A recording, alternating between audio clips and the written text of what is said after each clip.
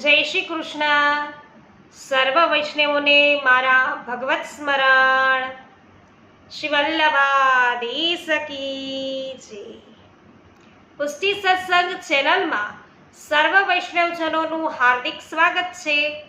તો વૈષ્ણવો, આજે સાથે મળી અને સત્સંગમાં આપણે જાણીશું કે જે આપણે જયઘોષ કરીએ છીએ કે સાતે સ્વરૂપ કી જય.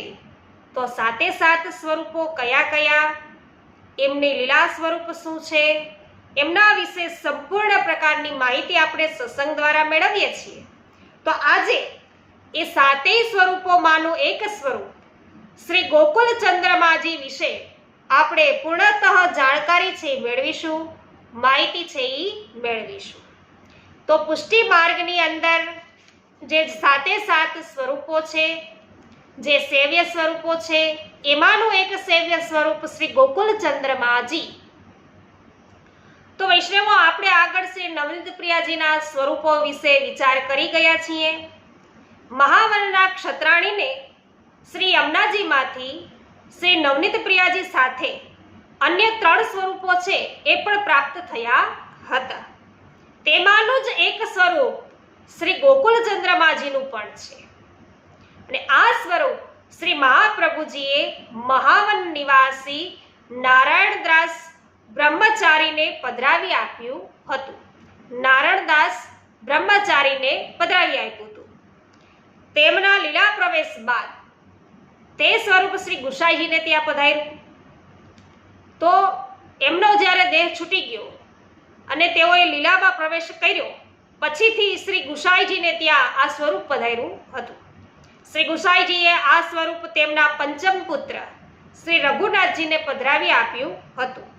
પંચમ ગૃહના નિધિ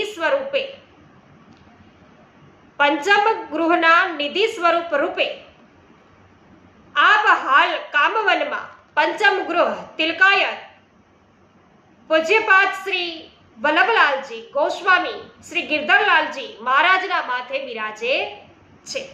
આપનો પાટોત્સવ અષાઢ વદ ચોથનો મનાય છે.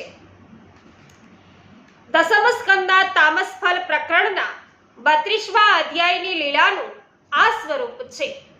આ જ સ્વરૂપે વ્રજભક્તો સાથે મહારાસ કર્યો હતો.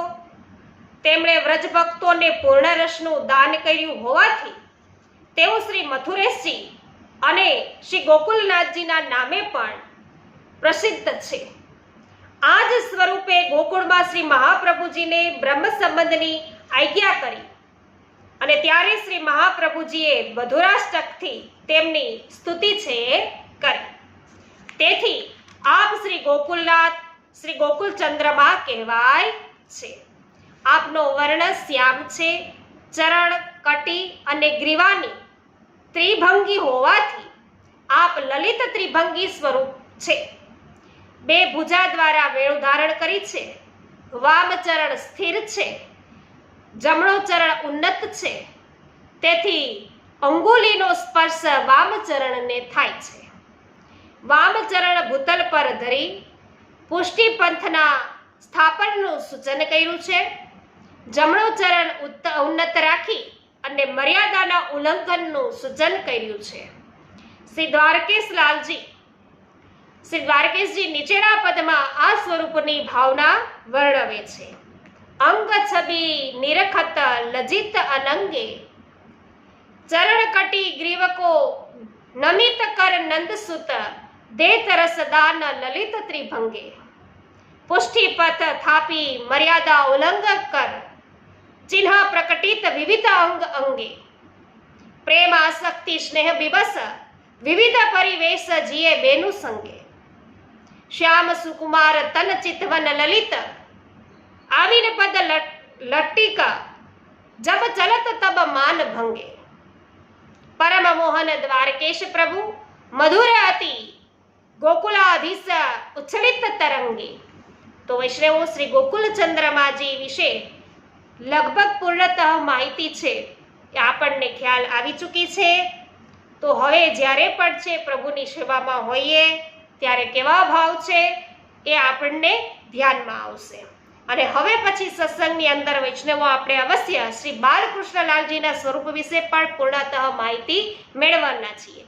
તો પુષ્ટિ સત્સંગ ચેનલ સાથે અવશ્ય જોડાયેલા રહો, એટલે જેથી કરીને પુષ્ટિ માર્ગીય દરેક પ્રકારના સત્સંગો છે એ તમને સાંભળવા મળશે. જેમ કે 84 વૈષ્ણવની વાર્તા છે, 252 વૈષ્ણવોની વાર્તા છે, વલ્લભ આખ્યાન, વલ્લભા અવતાર વિશે, શ્રી યમનાષ્ટક છે એમનું વિવરણ પૂર્ણતઃ, શ્રી યમુનાજીના 41 પદોનું વિવરણ, બધું જ પ્રકારના સત્સંગો આપણે પુષ્ટિ સત્સંગ ચેનલ ઉપર છે પ્રાપ્ત થાય છે. તો પુષ્ટિ સત્સંગ ચેનલ છે એને અવશ્ય સબસ્ક્રાઇબ કરો.